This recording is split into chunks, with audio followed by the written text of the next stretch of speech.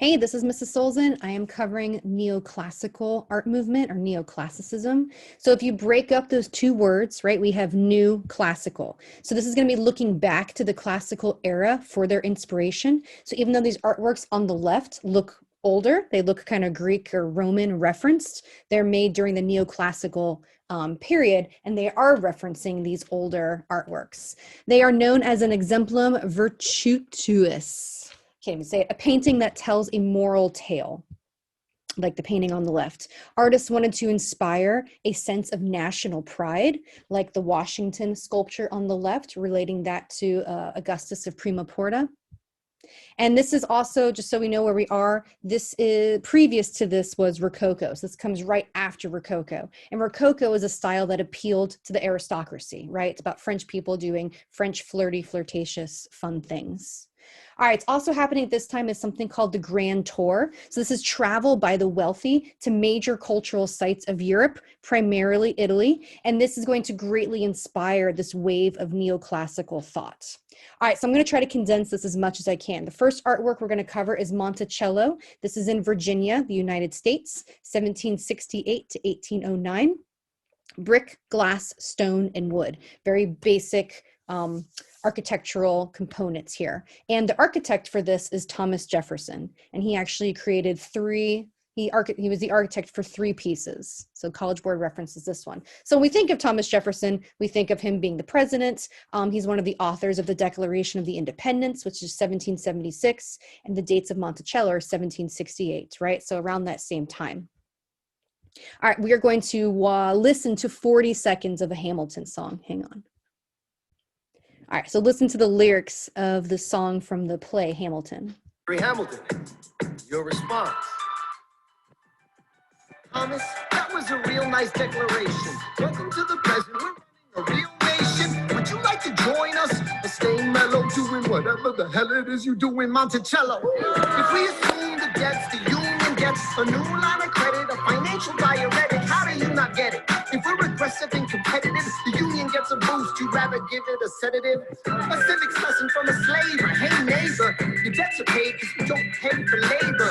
We plant seeds in the south, we create and keep ranting. We know who's really doing the planting. And another thing, Mr. Age of Enlightenment, don't lecture me about Age of Enlightenment. All right, here's a quick architecture review of how we got here. So on the left, we have the Renaissance, and we know the Renaissance was inspired by the same thing, the classical Greek and Roman architecture. And then we have the Baroque, and the Baroque is also a response to the Renaissance. And then we have the Rococo, and the Rococo is all about elevating the power and the class of the French aristocrats, I almost said aristocrats. And then we have neoclassicism, right? So how did we get back to that? What happened there? So neoclassical architecture of the 18th century was a powerful reaction against Rococo, against that highly decorative and elaborate style of Rococo. So now with neoclassical, just like with Renaissance, it's going to emphasize logic, symmetry, and geometry into its design. So here's 2 other examples of Thomas Jefferson's architecture. And then you can see the classical references that he's thinking back to and recalling in his work. So why do you think he wanted to do this? His goal was to adapt neoclassical or neoclassicism as a national architectural style. But why? Why was this an important thing to do? So this brings to mind the most dominant empire known in history, and it's about the beginning of democracy, is in Rome, the Roman Empire. This is to promote patriotism and to helps form the nation's new identity. So do you think he was successful in adopting neoclassical architecture as the new style in America? Well, if we look to these very important buildings, right, we have the White House on the top left, and then we have the Nelson Atkins Museum. It's a pretty important building. And then we have the capital city in Missouri, in Jefferson City. So these are all examples of neoclassical architecture. All right. Back to Monticello. This means a little mountain in Italian, located on a hilltop. This was his private residence. So that's going to be a change from, these sort of, well, I guess the White House is a residence, but from the Pantheon and from the Colosseum, right? Those are not actual private residence. He called his home an essay in architecture. And this was built during two different stages. So the first stage, he's studying classical architecture, and then he was influenced by neoclassical architecture in London. So this originally had a 2-story portico. So think of the word porch when you hear portico. So this right here is the portico. So originally it was 2 stories of this. All right, second stage, he spent time as an ambassador to France and studied French neoclassical buildings. So after his time in France, he comes home and then he remodels Monticello based on his observations over there. He enlarges it by adding wings on both sides, and he redesigned the outside, the exterior. He hid the 2nd-story portico with entablature. And portico and entablature, we haven't talked about these words in a long time, so here's a review of the architectural terms. Overall, this emphasizes democratic virtues by using humble and inexpensive materials. Like I said, it's not using, marble and taking spolia where he's reusing marble columns from a conquered temple. He's using stone, he's using brick.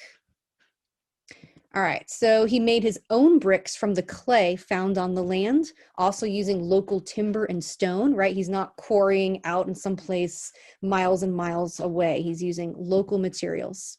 His use of building materials more fitting for a private home of a citizen than the more expensive, exclusive use of marble that is typically seen in the aristocracy. Also, what order of columns did he use? Let's look back. Can you tell what columns he's using there? I want to find a bigger picture. So those are Doric. Those are the planar of the columns, right? So he's not using the fancy Corinthian or the less fancy Ionic. Overall effect is understated, a solemn, dignified appearance. All right, so we have 6 different essays. The 6th essay that is going to be on our test is about continuity or change within traditions. So essay number 6, how does Monticello demonstrate continuity and change, right, with earlier traditions? So the beginning of these essay questions, the easy task points are designed to be more about visually describing what you see or giving relevant context in the given work. So I'll give you an example. So the first part of the question could be asking, how is this continuing the tradition of architecture, right? So you would talk about how this building references classical, Greco-Roman, or Etruscan architectural traditions, but you have to say why. You have to say because of the classical proportions based on Vitruvius, the symmetry of the facade and the plan, his use of Greek Doric order of columns, using an entablature, a portico, a pediment as the main entrance, having a columned porch crowned by a triangular pediment, having a dome in the shape, having a dome in the center as a central plan. All right, next. So then middle task points get more complex and require you to address how the work is similar to established traditions. So for this, you should give a specific technique or a specific work or another piece that we have studied to support the evidence of tradition. So here you can start talking about how this is inspired by a work like the Pantheon. And you would give examples how and why. You would say because. The inclusion of a central dome and a columned porch with a pediment references the design of Roman architecture, such as the Pantheon. All right, later tasks require you to address how the work shows a change in established traditions. So how does this deviate from something? So a change could be the exposed red brick and painted wood are used in the facade instead of using stone or marble or covered brick concrete, which was typical for Greco-Roman and neoclassical European architecture. Another change is the choice of an octagon. So this is an octagon going around the dome, right? And the Pantheon is a circular drum, a circle around the dome. The choice of an octagon instead of round space for the central rotunda deviates from ancient Roman Pantheon or ancient Roman architecture. The addition of a roof balustrade at the roof line deviates from ancient Roman architecture. So that's what's happening up here. And then references to key elements of the Roman Pantheon are changed at Monticello because the central dome or rotunda is surrounded by rooms and the building has a residential function. So its purpose is a residence to live in. All right, last task is usually the most complex or the hardest to earn. This often requires you to make an additional link of context about the work, so what's happening at the time period. This may address the audience, the use of the work, the patron, the location, the political situation, the social aspect as evidence. This task asks you to analyze the meaning or significance of an art historical interpretation of the work. So I'm going to give you what College Board gives for this. So Jefferson referenced ancient classical Greco-Roman Etruscan, that's all classical, architectural styles because he considered them embodiments of the democratic, republican, federalist principles and cultural values that served as the foundation for the United States of America. During the colonial era, the predominant architectural style in the British colonies was inspired by English architecture. Jefferson wanted to move away from these styles to express American independence from British rule, as well as its different political system, rejection of the monarchy. Jefferson was a supporter of the French Revolution, and as minister to France in the 1780s, he was exposed to ancient Roman and French neoclassical works. He considered the French to be revolutionary compatriots and saw French neoclassical style as an expression of revolutionary, anti-British sentiments. The use of exposed red brick and wood in the facade for Monticello, rather than marble stone, reflects the availability of local American materials, as well as local characteristics and aesthetics of the United States and neoclassicism. All right, moving on. The Oath of the Horatii by Jacques-Louis David, 1784, oil and canvas. For the most part, last name is going to be fine. So just David for this one. David. All right, content. So this one is telling a story. It's very narrative. Story is a Roman legend about a conflict between two cities. Instead of a full-on war, each city chose 3 representatives to battle. The Horatii family was chosen to battle for Rome. So here are the brothers. The Horatii brothers are shown taking an oath with their father, pledging their loyalty and their fidelity to Rome. We will die for Rome. They will fight till the death against the Alba and the Horatii brothers. Oh yeah, against the other city, which is Alba, and the Horatii brothers are representing them. So here we have the 3 brothers putting public duty first as they prepare to fight for Rome. All right, so this is all from Khan Academy. The women know that they will also bear the consequence of the battle. So the women are on the right. The 2 families are united by marriage. One of the wives in the painting is a daughter of the Horatii, the other battling brothers, and the other, Camilla, is engaged to one of the Horatii brothers. At the end of the legend, the sole surviving Horatii brother kills Camilla, who condemned his murder of her beloved, accusing her of putting her sentiment, her feelings above her duty to Rome. The moment David chose to represent was, in his reported words, the moment which must have preceded the battle when the elder Horatius gathered his sons in their family home, making them swear to conquer or die. That's harsh. All right, so compare how the men are depicted to the women, right? The formal qualities. All right, so he makes the women appear to be so curvilinear. They're very passive. They don't even have their eyes open. They appear limp, kind of helpless in their sorrow. He's suggesting an idea that was prevalent in the philosophy of Rousseau, that women could not be true citizens of the state because they are just so overrun with feelings and emotions. They're unable to think about these true civic responsibilities. In contrast, the males are rigid, upright, tall, angular. They're ready to die. They raise their arms together with purpose, as opposed to the women who appear like victims. All right, so how is this an example of the neoclassical? Well, formally, we can compare it to the Nike of Samothrace from the Hellenistic Greek period, just with the drapery on the body, that kind of wet drapery, if you compare it to the drapery on the Horatii brothers. But really, this is communicating a moral message by referencing ancient civic values, right? Patriotism, telling a story of the classical world, paying special attention to the anatomy and the muscular definition. So this is really speaking to the virtue of simplicity over the indulgence of Rococo style. All right, where's our vanishing point? Follow all the orthogonal lines in the architecture. So you have the floor lines, you have the brick lines, and they're all leading you right to the father's hands where he's holding the swords. So even though this painting was commissioned by King Louis, many of David's contemporaries believe that the work promoted revolutionary action against the crown. This was painted 5 years before the start of the French Revolution, which we're going to be seeing a lot of in Romanticism, the next movement. The work celebrated the importance of personal sacrifice and duty to one's people in times of conflict. As a result, the painting was often interpreted as a call to arms for those who opposed the monarchy. So this kind of became a symbol for the revolution, and David himself became a revolutionary and was imprisoned for his attack on the, not attack, but being against the crown. All right, George Washington. This is by Houdon. Again, just the last name is what we need to know. Houdon, 1788 to 1792. Marble. You don't need to know the height, but I just think it's helpful to see it. 6'2". All right, so here's another sculpture that Houdon did. This is a portrait bust of Thomas Jefferson. So how does this reflect neoclassical style? Thinking back to that Roman era of, right, having those busts, those portraits. It's a type of portraiture that's derived from ancient Rome.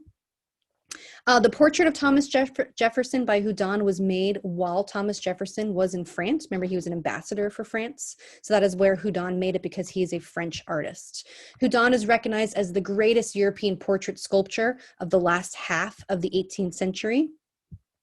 And this is what we have at the Nelson. This is a sculpture of Benjamin Franklin. And it looks like he's wearing, you know, like a toga sort of fabric that's draped around him. Very Greek and Roman referenced here. So while Houdon was in America, he made a classicized version of Washington that Washington disliked. He did not like the aesthetic of the classical look.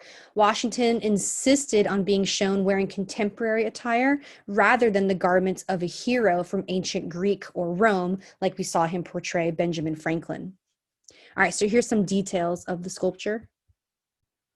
All right, so some visual evidence here. What do you notice about his stance, his posture? So his stance mimics that of the contrapposto seen in Polycletus's Doryphorus. So that is a classical feature being referenced here. There he is. Polycletus, did that do Doryphorus? How is his facial expression? So he stands and looks slightly to his left. His facial expression described as fatherly. What is he wearing? So he's wearing not a toga. He's not wearing classical inspired garments as the neoclassically inclined Houdon would have no doubt preferred. Instead, he's wearing his military uniform. Just like this guy, Augustus Suprema Porta. So again, almost like a type of propaganda to talk about his authority and leadership. Also, just like with the Augustus Suprema Porta, everything that is around him, so the Cupid on a dolphin, everything that's happening on his breastplate is symbolic, or it's part of the iconography. It represents something. So same thing with all the stuff that is happening with George Washington. What is he holding? What's all around him? So his right arm hangs by his side and rests atop a gentleman's walking stick. This is a stick used by gentlemen. His left arm is bent at the elbow, rests atop a fasces, a bundle of 13 rods, that symbolizes not only the power of a ruler, but also the strength found through unity. Also the 13 original states at the time this was made. This visually represents the concept of e pluribus unum, out of many, one, a congressionally approved motto of the United States from 1782 until 1956. Woo, that's a lot. You guys can read that. All right, he has left his life as a general and come back to his life as a farmer. Look at that guy. All right, so overall, Houdon captured not only what George Washington looked like, but more importantly, who he was, right? It was about his ideals and his values. So a difference between him and Augustus Suprema Porta is derived from a divine source. His power is derived from a divine source, whereas in George Washington, it emanates from the subject's character and ideals. All right, so right here, to compare Houdon's statue to another artist, Greenough's 1840 statue of Washington, only makes this point clearer. With the sitter's urging, right, with Washington's urging, Houdon opted for subtlety, whereas Greenough decided 2 generations later to fully embrace a neoclassical aesthetic. As a result, Houdon's statue celebrates Washington the man, whereas Greenough portrayed Washington as a god. right? So here he is portrayed. He doesn't look like George Washington. That feels awkward and kind of wrong. Also, our depiction that Houdin did, this is life-size rather than this later one, which is more neoclassical. This is monumental. All right, here we have a photo of a dog who is playing the part of Le Grand Odalisque. There she is. I just thought that was cute. By the artist Ong. You only need to know the last name. 1814 is the year. This is oil on canvas. All right, so on the left, we have two paintings by David. And here on the bottom is his depiction of Napoleon. And then we have Ong on the right, and here's his depiction of Napoleon on the right. So Ong was a student of David. He was well trained in neoclassicism, but he is also a bridge into romanticism. All right, so Napoleon's sister commissioned our painting, La Odalisque. It was completed the same time Napoleon loses power. Napoleon's defeat ushered in this new romantic style of art that's coming up next. So what is this painting about? What are we looking at? This depicts a sultan's concubine, a reclining nude with oriental elements. There is a hookah, a turban, a fan with peacock feathers, and fabrics. Odalisque means women in a harem, which is Turkish.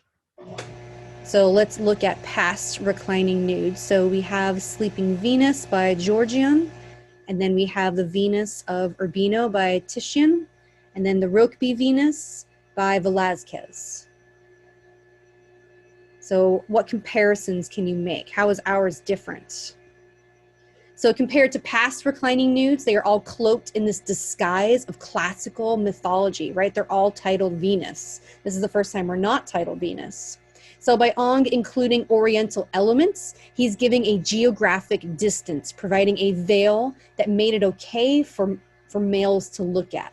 It's something exotic. So in the mind of an early 19th century French male viewer, the sort of person for whom this image was made, the odalisque would have conjured up not just a harem slave, itself a misconception, but a set of fears and desires linked to the long history of aggression between Christian Europe and Islamic Asia. Indeed, Ong's porcelain sexuality is made acceptable even to an increasingly prudish French culture because of the subject's geographic distance, where, for instance, the Renaissance painter Titian had veiled his eroticism in the myth of a Venus. Ong covered his object of desire in misty, distant exoticism. That was well said, wasn't it? All right, so let's do some comparisons because we're going to go to Romanticism next. This one's kind of our bridge. So Neoclassicism compared to Romanticism. So here we're seeing precise edges and linear quality like David, invisible brushwork, right? This is just smooth. And then Romanticism is going to depict an interest in the exotic, which we're seeing here. How has Ong abstracted the human form, right? She looks realistic, but there's something not quite right about her. So it has a lot of mannerist qualities with this elongated, kind of stretched out back and the impossible position of her left leg. This is my favorite mannerist painting right here. Look at that baby. All right, and then our mannerist painting in our 250 is Pontormo's Entombment of Christ. All right, how does she seem distant compared to Venus of Urbino, right? Venus of Urbino is very warm and welcoming. So how are we getting a different feeling from La Grande Odalisque? First of all, her back is facing the viewer. She's kind of turning around, looking back, looking over her shoulder, making eye contact, but more of an icy stare than a, hey, how's it going? So she's not very inviting. Some art historians have suggested that colonial politics also played a role. France was at this time expanding its African and Near Eastern possessions, often brutally. Might the myth of the barbarian have served the French who then claim a moral imperative? By the way, has anyone noticed anything wrong with the figure's anatomy? Yeah, we just talked about the anatomy of this. All right, here's some other paintings by the same artist, by Ong.